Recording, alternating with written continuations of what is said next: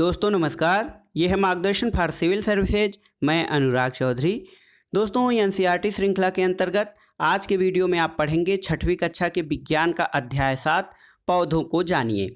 इस अध्याय के अध्ययन से आप जान पाएंगे पौधे के कौन कौन से भाग होते हैं, शाख, झाड़ी और वृक्ष में क्या अंतर है, तना, पत्ती और जड़ की विशेषताएं और उनके कार्य क्या हैं। इसके अलावा पुष्प और इसके विभिन्न भाग कौन से होते हैं। तो आइए शुरू करते हैं छठवीं कक्षा के विज्ञान का अध्याय 7 पौधों को जानिए। दोस्तों बाहर निकलकर आप अपने चारों ओर के पौधों का प्रेक्षण कीजिए। आप देखेंगे कि कुछ पौधे छोटे हैं, कुछ विशालकाय, जबकि कुछ धरती पर हरे धब्बों की तरह दिखाई देते हैं। कुछ पौधों की पत्तियां हरी होती हैं, कुछ की पत्तियां लालिमा युक्त होते हैं। इसके अलावा कुछ पौधों के फूल बड़े और लाल होते हैं, कुछ के नीले, और कुछ ऐसे पौधे होते हैं जिनमें पुष्प ही नहीं होते हैं। तो दोस्तों पौधों को देखकर आप इनके विभिन्न भागों को जानने का प्रयास कीजिए। ये देखिए यहाँ पे एक पौधा है, ये ज़मीन के अंदर जो इसका भाग है इसे जड़ कहते हैं, ये जो भाग है इसे तना कहते हैं, ये पत्ती है, और ये जो भाग है तने से जुड़ा हुआ इसको शाखाएं कहते हैं। इसके अलावा ये फूल वाला भाग है। दोस्तों आप शाख, झाड़ी और वृक्ष का जो है ज्ञान कैसे प्राप्त करेंगे। तो शाख, झाड़ी और वृक्ष को जानने के लिए पौधे के तने और शाखाओं को ध्यानपूर्वक देखना पड़ेगा आपको। कुछ ऐसे पौधे होते हैं जो आपसे कम लंबे होते हैं, कुछ की लंबाई आपके बराबर होती है और कुछ आपसे बहुत अधिक लंबे होते हैं। इसके अलावा आपको स्पर्श करके ये जानना पड़ेगा कि उन तनों का जो वो तने हैं वो कोमल हैं या कठोर हैं, और इसके अलावा इनको एक और मोड़ कर देखिए और वो टूटने न पाएँ, इससे आपको उनकी लोचशीलता का पता चलेगा। देखिए यहाँ पे एक सारणी दी गई है पौधों के संवर्ग के आधार पे। तो टमाटर, आम और नींबू। टमाटर आपसे छोटा है, इसका तना हरा होता है, ये कोमल भी होता है तना और मोटा नहीं होता है, इसके अलावा कठोर भी नहीं होता है। इसकी शाखाएं तने के ऊपर से निकलती हैं और पौधों के संवर्ग में देखा जाए तो ये शाख पौधे में आएगा। आम जो है वो आपसे बहुत बड़ा होता है, इसका तना कठोर होता है और शाखाएं इसकी तने के आधार और ऊपर दोनों से निकलती हैं और ये वृक्ष संवर्ग में आता है। नींबू आपसे थोड़ा लंबा होता है, इसका तना हरा होता है, कोमल तो नहीं कहा जा सकता है बहुत, इसके अलावा ये बहुत मोटा नहीं होता है और थोड़ा कठोर होता है। इसके अलावा तने के आधार से यहाँ पे शाखाएं निकलती हैं, तने के ऊपर से भी निकलती हैं और इसे झाड़ी वर्ग में रखा जाता है। इसके अलावा आपको ये भी जानना चाहिए कि शाखाएं जो हैं भूमि के पास तने के आधार से अथवा कुछ ऊंचाई पर निकलती हैं। इन लक्षणों के आधार पर दोस्तों आप सभी पौधों को 3 संवर्ग में विभाजित कर सकते हैं, शाख, झाड़ी और वृक्ष। तो हरे और कोमल तने वाले पौधों को शाख कहते हैं। देखिए शाख, झाड़ी और वृक्ष में जो वर्गीकरण आप करेंगे उसके आधार पर जो हरे और कोमल तने वाले पौधे होते हैं वे शाख कहलाते हैं। ये सामान्य रूप से छोटे होते हैं और अक्सर इनमें कई शाखाएं नहीं होती हैं। ये देखिए यहाँ पर ए जो चित्र है आपका ये शाख, और बी ये झाड़ी और ये वृक्ष का चित्र। आप ऐसे सामान्य रूप से इसको समझ सकते हैं। इसके अलावा दोस्तों कुछ पौधों में जो शाखाएं होती हैं तने के आधार के समीप से निकलती हैं। तना कठोर होता है लेकिन बहुत अधिक मोटा नहीं होता है, इसे झाड़ी कहते हैं। कुछ पौधे बहुत ऊंचे होते हैं, इनके तने सुदृढ़ और गहरे भूरे होते हैं, कठोर होते हैं। इनमें शाखाएं भूमि से अधिक ऊंचाई पर तने के ऊपरी भाग से निकलते हैं, इन्हें वृक्ष कहते हैं। और इन लक्षणों के आधार पर आप सभी सूचीबद्ध पौधों को इनके आधार पर आप सारणी में व्यवस्थित कर सकते हैं। दोस्तों कमज़ोर तने वाले पौधे सीधे खड़े नहीं हो सकते हैं। जिन पौधों के तने कमज़ोर होते हैं या सुदृढ़ नहीं होते हैं वो पृथ्वी पर अपने आप सीधे नहीं खड़े हो सकते और भूमि पर फैल जाते हैं, इन्हें विसर्पी लता कहते हैं। जबकि कुछ पौधे आसपास के ढांचों की सहायता से ऊपर चढ़ जाते हैं, ऐसे पौधे आरोही कहलाते हैं। ये शाख और झाड़ी और पेड़ों से भिन्न होते हैं। संभव है कि आप अपने विद्यालय के अथवा घर पर कुछ पौधों की देखभाल करते होंगे। अपने घर और विद्यालय में पाए जाने वाले वृक्ष, झाड़ी और बिसर्पी लता के दो दो पौधों के नाम आपको जानना जरूरी है दोस्तों। अब आइए देखते हैं तना क्या है और इसकी विशेषताएं क्या होती हैं। तने की जानकारी के लिए आपको एक क्रियाकलाप करना है। एक गिलास जल, लाल स्याही और साकी पौधा तथा एक ब्लेड आपके पास होना चाहिए। गिलास को 1/3 जल से भरकर जल में लाल स्याही की कुछ बूंदें डाल दें। साग के तने को आधार से काटकर गिलास में रखें, जैसा कि चित्र में दिखाया गया है। अगले दिन इन शाखाओं को देखिए। दोस्तों, इस साग के कुछ भाग लाल नजर आते हैं। यदि हाँ, तो आप क्या बता सकते हैं कि लाल रंग यहाँ तक कैसे पहुँचा? आप तने को मोटाई में काटकर इसमें लाल रंग को देख सकते हैं। दोस्तों, ये आपका प्रयोग था और इससे ये स्पष्ट होता है कि तने में जल ऊपर चढ़ता है और तने के खुले सिरे का विवर्धित दृश्य यहाँ पर दिखाई दिया है। एक क्रियाकलाप से आप जान सकते हैं कि जल जो है वो तने में ऊपर की ओर चढ़ता है, अर्थात तना जल का संवहन करता है। तना जो है वो जल को पौधों के विभिन्न भागों में पहुँचाते हैं और लाल स्याही की भांति जल में विलीन खनिज जल के साथ तने में ऊपर तक पहुँच जाते हैं। खनिज और लवण तने की पतली नलिकाओं द्वारा पत्तियों और पौधों के अन्य भाग में भी पहुंचते हैं। तो देखिए, ये आपको तने के उदाहरण से आप जान गए कि किस प्रकार से जो जल है, खनिज लवण है और अन्य आवश्यक पदार्थ पौधों के विभिन्न भागों में पहुंचते हैं। दोस्तों, पत्ती के अध्ययन के लिए आपको अपने आसपास के पौधों की पत्तियों को देखकर अपने नोटबुक में उनको चित्र बनाना है और आप देखेंगे कि सभी पौधों की पत्तियां अलग अलग प्रकार की होती हैं। इनके आकार अलग होते हैं और इनका कलर भी किसी का बहुत गाढ़ा होता है, किसी का हल्का हरा होता है। तो इस प्रकार से होता है। पत्ती का वह भाग जिसके द्वारा वह तने से जुड़ी होती है पर्णवृंत कहलाता है। दोस्तों, यहाँ पे चित्र दिया गया है। ये पत्ती का वह भाग है जिसके द्वारा वो तने से जुड़ती है, इसको पर्णवृंत कहा जाता है और पत्ती के चपटे हरे भाग को फलक कहा जाता है। आप अपने आसपास के पौधों की पत्तियों को इन भागों की पहचान कर सकते हैं। दोस्तों, क्रियाकलाप एक है पत्ती को देखने के लिए। एक पत्ती को सफ़ेद कागज़ अथवा अपनी कॉपी के पन्ने पर नीचे रखिए और एक स्थान पर दबाकर पकड़ कर रखें। पेंसिल को तिरछा पकड़िए और इसकी नोक से कागज़ के उस भाग को जिसके नीचे पत्ती है धीरे धीरे रगड़िए। आपको कुछ रेखाओं के साथ छाप दिखाई देती है। दोस्तों, पत्ती की इन रेखित संरचनाओं को सिरा कहते हैं और आपको पत्ती के मध्य भाग में एक मोटी शिरा दिखाई देगी, इसको मध्य शिरा कहते हैं और पत्तियों पर सिराओं द्वारा बनाए गए डिजाइन को शिरा विन्यास कहा जाता है। यदि यह डिजाइन मध्य सिरा के दोनों ओर जाल जैसा है तो ये सिरा विन्यास जालिका कहलाता है। और आपने देखा होगा कि घास की पत्तियों में ये सिराएं एक दूसरे के समानांतर होती हैं। ऐसे सिरा विन्यास को समानांतर सिरा विन्यास कहते हैं और विभिन्न पौधों की पत्तियों को बिना तोड़े उनके सिरा विन्यास को आप समझ सकते हैं। इसके अलावा दोस्तों, आप एक क्रियाकलाप भी कर सकते हैं। ये दिन के समय आप कर सकते हैं जब धूप हो। तो इस क्रियाकलाप के लिए आपको स्वस्थ भली भांति सिंचित और धूप में रखे हुए पौधे को लेना चाहिए। किसी पौधे की पत्ती वाली शाखा को चित्रानुसार एक पॉलीथीन की थैली में ढककर धागे से बांध दीजिए। इसके बाद खाली थैली पर भी धागा बांधकर धूप में रख दीजिए। कुछ घंटों बाद पॉलीथीन की थैली के आंतरिक पृष्ठ को ध्यानपूर्वक देखिए। आप देखेंगे कि थैली के अंदर जल की कुछ बूंदें दिखाई देती हैं। जिस थैली में जल की बूंद दिखाई देती है, आप ये जान सकते हैं कि ये बूंद कहाँ से आई। तो जल की ये बूंदें पत्ती से जल वाष्प के रूप में निकली हैं और ये क्रिया वाष्पोत्सर्जन कहलाती है। इस प्रक्रिया में क्या होता है? इस प्रक्रिया के द्वारा पौधे बड़ी मात्रा में जल को वायुमंडल में छोड़ते हैं। तो ये जो प्रक्रिया होती है पौधों द्वारा वाष्पोत्सर्जन की प्रक्रिया, इसके बारे में आप आगे के भाग में पढ़ेंगे। और पत्तियों को ऊपर के थैले में क्यों बांधा गया था, और इसका ये कारण है कि पौधों के वाष्पोत्सर्जन से निकली जलवाष्प को हम इस कारण देख पाते हैं।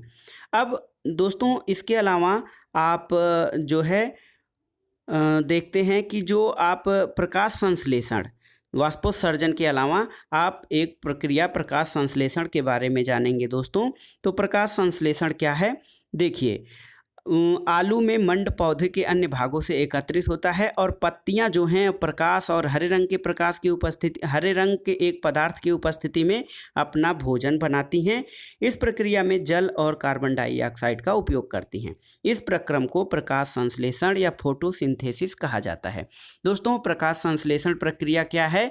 तो हरी पत्तियां यानी जिनमें क्लोरोफिल की उपस्थिति होती है, वो प्रकाश की उपस्थिति में जल और कार्बन डाइऑक्साइड की सहायता से अपना भोजन बनाती हैं, जिसको कि प्रकाश संश्लेषण कहा जाता है।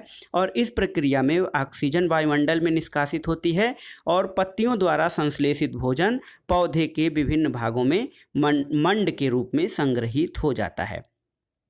ये कैसे कहा जा सकता है कि पत्ती ने ही मंड का संश्लेषण किया है और पौधे के किसी अन्य भाग से वहाँ से नहीं पहुँचा है?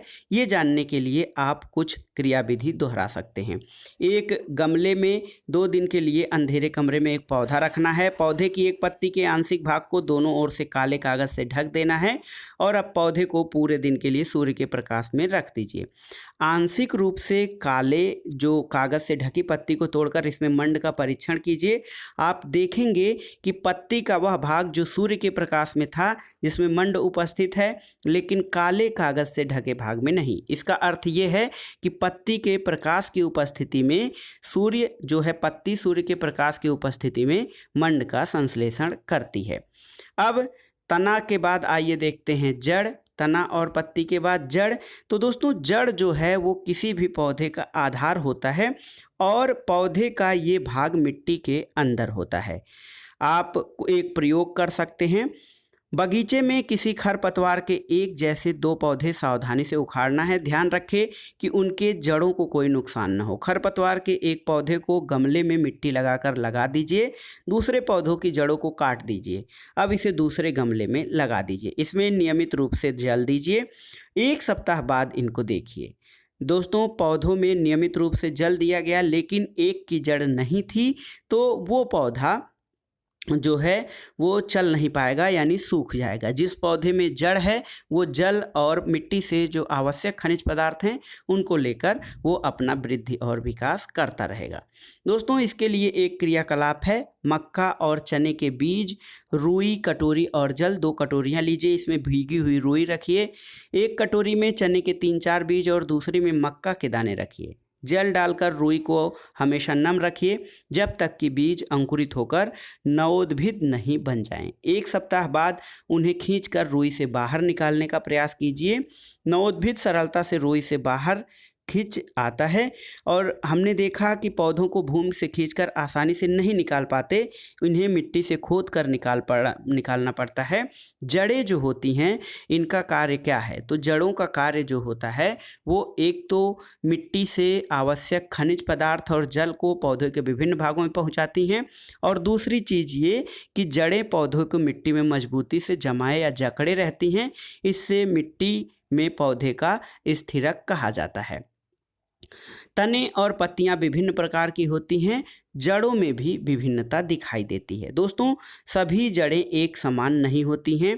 चने और मक्का की जड़ें भी एक समान नहीं होती हैं और जड़ें 2 प्रकार की होती हैं। जड़ों के कुछ अन्य प्रकार भी होते हैं। देखिए यहाँ पर ये किस चीज़ की जड़ें आपको दिखाई गई हैं। ये चना की जड़ है और ये मक्का की जड़ है। दोस्तों, जड़ को जानने के लिए आपको कुछ पौधों को उखाड़कर उनका परीक्षण करना पड़ेगा। जिन पौधों की जड़ें, देखिए पौधों की जड़ों को आपको देखने के लिए यहाँ पर 1 और 2 चित्र दिए गए हैं। जिन पौधों की जड़ें जो है चित्र 1 की तरह, इस चित्र की तरह है, उसको मूसला जड़ कहते हैं और छोटी जड़ों को पार्श्व जड़ कहते हैं। जिन पौधों की जड़ें कोई मुख्य जड़ नहीं होती है, सभी जड़ें एक समान दिखाई देती हैं, इन्हें झकड़ा जड़ अथवा रेशेदार जड़ कहा जाता है। तो दोस्तों, ये जो मूसला जड़ है इसमें छोटी छोटी जड़ें होती हैं। मूसला जड़ के अलावा उसको पार्श्व जड़ कहते हैं। और झकड़ा जड़ या रेशेदार जड़ में कोई भी एक मूल जड़ नहीं होती है, जबकि सभी जड़ें एक प्रकार से होती हैं। दोस्तों, रेशेदार जड़ वाले पौधों को और आप मूसला जड़ वाले पौधों को आप अलग से इसको अध्ययन कर सकते हैं। दोस्तों, पौधों की पत्ती के सिरा विन्यास और जड़ के प्रकार में एक रोचक संबंध है। क्या सभी पौधे जिनका आप अध्ययन कर चुके हैं उनकी पत्तियों का सिरा विन्यास और जड़ के प्रकार को भर सकते हैं? इसको आपको देखना है। जड़ें मिट्टी से जल का अवशोषण करती हैं। तना जल और खनिज को पत्ती और पौधों के अन्य भाग तक पहुंचाती हैं। जड़ों का कार्य क्या है? जो जड़ें होती हैं वो मिट्टी से जल का अवशोषण करती हैं। तना जल और खनिज को पत्ती और पौधे के अन्य भाग तक पहुंचाता है। पत्तियां भोजन संश्लेषित करती हैं और ये भोजन तने से होकर पौधे के विभिन्न भागों में संग्रहित होता है। इस प्रकार की कुछ जड़ें जैसे गाजर, मूली, शकरकंद, शलजम और टैपियोका आदि को हम खाते हैं। हम पौधों के अन्य भागों को भी खाते हैं जहाँ पर भोजन एकत्र होता है। तो यहाँ से एक प्रश्न आप समझ सकते हैं कि कुछ जड़ों को हम खाते हैं। देखिए, आपसे ये प्रश्न पूछा जाएगा कि निम्नलिखित में से कौन सी जड़ें होती हैं। तो जड़ें देखिए, गाजर, मूली, शकरकंद, शलजम और टैपियोका, ये सभी जड़ होते हैं जिनको हम अपने भोजन के रूप में प्रयोग करते हैं।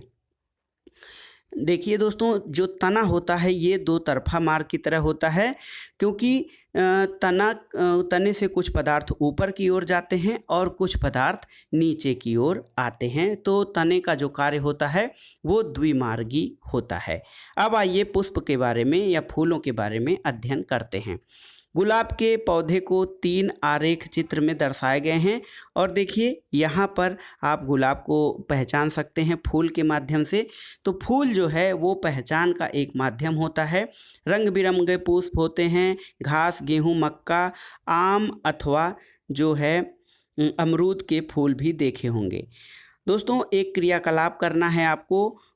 एक पुष्पकलिका और कुछ पौधों के 2 पुष्प, धतूरा, गुड़हल, गुलाब, सरसों, बैगन, भिंडी, गुलमोहर, एक ब्लेड, स्लाइड अथवा कागज, आवर्धक लेंस और जल लेना है। खिले हुए पुष्प का भाग कौन सा है? यह पुष्प की पंखुड़ियां हैं। तो दोस्तों देखिए, यहाँ पर पंखुड़ियां हैं और ये जो खिला हुआ पुष्प है इसमें पंखुड़ियां हैं और विभिन्न पुष्पों की पंखुड़ियां अलग अलग रंगों की हो सकती हैं। ये पंखुड़ियाँ, कलियाँ या पंखुड़ियाँ कहाँ बंद थीं? तो कली के प्रमुख भाग हैं। दोस्तों, कली जो होता है छोटी पत्ती की भांति दिखाई देता है, इसे बाह्यदल कहते हैं। और पुष्प के बाह्यदल और पंखुड़ियों का भली भांति अवलोकन कीजिए। दोस्तों, आप जब पुष्प का अवलोकन करेंगे तो इस चित्र के माध्यम से पुष्प का नाम क्या है, पंखुड़ियों के रंग और उनकी संख्या क्या है, बाह्य दलों की संख्या और रंग क्या है, पंखुड़ियाँ जुड़ी हैं अथवा स्वतंत्र हैं। इसके अलावा पुंकेसर स्वतंत्र अथवा पंखुड़ी से जुड़े हुए हैं तथा स्त्री केसर उपस्थित है या नहीं है। आप इनको एक अपने प्रेक्षण के माध्यम से जान सकते हैं। पुष्प के आंतरिक भाग को कब आप देख सकेंगे? जब पंखुड़ी जुड़ी हो अथवा जब वे स्वतंत्र हो। उदाहरण के लिए धतूरे और अन्य घंटाकार पुष्प की पंखुड़ियों को लंबाई में काटकर आप पुष्प के आंतरिक भाग को स्पष्टता से देख सकते हैं। दोस्तों, ध्यानपूर्वक जब आप 7.23 ये पुंकेसर का भाग है, आप जब इस चित्र को देखेंगे तो विभिन्न पुष्पों में पाए जाने वाले विविध प्रकार के पुंकेसर दिखाए गए हैं। आप पुंकेसर के दोनों भागों को पहचान सकते हैं। अपने पुष्प के पुंकेसर की संख्या ज्ञात कीजिए और पुंकेसर का चित्र भी बनाइए। आपको क्या समझ में आता है? दोस्तों, पुष्प के केंद्र में स्थित भाग को स्त्री केसर कहते हैं। यदि आप इसे पूरी तरह नहीं देख पाते हो तो पुंकेसर हटाकर इसे देख सकते हैं। अब दोस्तों, यहाँ पे एक क्रियाकलाप देखना है। पुष्प के अंडाशय की रचना का अध्ययन करना है। स्त्री केसर का सबसे निचला और फूला हुआ भाग होता है और इसकी आंतरिक संरचना के अध्ययन के लिए इसको काटना पड़ता है। यह जानने के लिए कि अंडाशय को किस प्रकार से काटा जाए। अंडाशय का कर्तन एक देखिए, अनुदैर्घ्य काट और अनुप्रस्थ काट का वर्णन आपको दिया गया है। दोस्तों, अंडाशय की आंतरिक संरचना कुछ इस प्रकार से होती है। लंबाई में काट और अनुप्रस्थ काट को आप चित्र के माध्यम से देख सकते हैं। अलग अलग पुष्पों के 2 अंडाशय लीजिए और आप अंडाशय को एक स्लाइड अथवा प्लेट पर उसको अनुसार रखकर काट सकते हैं। आवर्धक लेंस की सहायता से जब आप अंडाशय की आंतरिक संरचना को देखेंगे कि आप पाएंगे अंडाशय में छोटी छोटी गोल संरचनाएं होती हैं जिनको कि बीजांड कहते हैं और इसके अलावा कुछ और फूलों का अध्ययन करके आप जो पाएंगे तो उसमें सभी फूलों में बाह्यदल, पुंखड़ी, पुंकेसर और स्त्री केसर नहीं पाए जाते हैं। कुछ फूल ऐसे भी होते हैं जिनमें पुष्पांगों में से कोई भाग नहीं पाया जाता है। दोस्तों, ये कुल मिलाकर आपने पुष्प के बारे में देखा। तो पौधों को जानने के क्रम में आपने तना, जड़ और पुष्प तथा पत्तियों का अध्ययन किया। अब आप इस बात से सहमत हो सकते हैं कि सभी पुष्पों की संरचना एक जैसी नहीं होती है। कुछ पुष्पों में बाह्यदल, पंखुड़ी, पुंकेसर और स्त्री केसर की संख्या में अंतर हो सकता है और कुछ फूलों में इनमें से कुछ भाग अनुपस्थित भी हो सकते हैं। तो ये अध्याय था, इसमें आपने पत्ती, तना और जड़ के लक्षण, कुछ कार्य और विशेषताओं के बारे में पढ़ा और हमने विभिन्न पुष्पों की संरचना के बारे में भी अध्ययन किया। आगे इससे संबंधित और जो जानकारी है वो आगे के अध्याय और आगे के कक्षाओं में आप पढ़ेंगे। इस अध्याय का सारांश ये था दोस्तों कि सामान्य रूप से पौधों का वर्गीकरण उनकी ऊंचाई, तने और शाखाओं के आधार पर शाक, झाड़ी और वृक्ष 3 रूपों में किया जाता है। तने पर पत्तियां, पुष्प तथा फल होते हैं। सामान्यतः पत्ती में पर्णवृंत और फलक होते हैं और इसके अलावा पत्ती में सिराओं का प्रतिरूप सिरा विन्यास कहलाता है। यह जालिका रूपी अथवा समानांतर हो सकता है। इसके अलावा जो पत्तियां होती हैं ये वाष्पोत्सर्जन क्रिया करती हैं और जलवाष्प को वायु में निष्कासित करती हैं। हरी पत्तियां सूर्य के प्रकाश की उपस्थिति में वायु और जल से प्रकाश संश्लेषण क्रिया के द्वारा जो है अपने भोजन का निर्माण करती हैं, जिसको कि प्रकाश संश्लेषण कहा जाता है। जड़ें मिट्टी से जल और खनिज पदार्थों का अवशोषण करती हैं और पौधों को मिट्टी में दृढ़ता से जमाए रखती हैं। जड़ें मुख्य रूप से 2 प्रकार की होती हैं, मूसला जड़ और रेशेदार या झकड़ा जड़। जालिका रूपी सिरा विन्यास युक्त पत्तियों वाले पौधों की जड़ें मूसला होती हैं, जबकि समानांतर सिरा विन्यास युक्त पत्तियों वाले पौधों की जड़ें रेशेदार होती हैं। महत्वपूर्ण प्रश्न है, जालिका रूपी सिरा विन्यास जिन पत्तियों का होता है उनकी जड़ें मूसला जड़ होती हैं, जैसे आम की हो गई, नीम की हो गई, जबकि समानांतर सिरा विन्यास युक्त पौधे वाले जड़ों के पत्ते रेशेदार होते हैं। तने द्वारा जड़ों से पत्तियों और दूसरे भागों को जल और पत्तियों से भोजन पौधों के अन्य भागों तक पहुंचाया जाता है।